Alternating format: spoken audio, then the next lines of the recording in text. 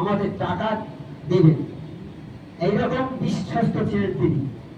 তাকে আল আমিন উপাধিতে ভূষিত করেছে। আল আমিন অর্থাৎ বিশ্বাসী, আর এর আমানতদার। এই আমানতদার ছিলেন আমার নবী সাল্লাল্লাহু আলাইহি সাল্লাম। যখন হিজরত করলো মক্কা থেকে মদিনায় যখন চলে যাচ্ছে, যাওয়ার আগে হযরত আলী রাদিয়াল্লাহু ডেকে বলছে, বাবা আমার কাছে এই আমানতগুলো আছে, আমার ঘরে সব জমা আছে, সব এই লোককে তাদের দেখে আমি চলে যাচ্ছি, যাওয়ার পরেই তুমি তাদেরকে দেখে আমানতগুলো তাদের হাতে তুলে দেবে। যারা তার ঘর ঘেরোয়া করে রেখেছে মেরে ফেলার জন্য, তাদেরই জিনিসপত্র ওনার কাছে আছে জমা। তাহলে কিরকম আমানতদার বলুন, কিরকম আমানতদার তিনি।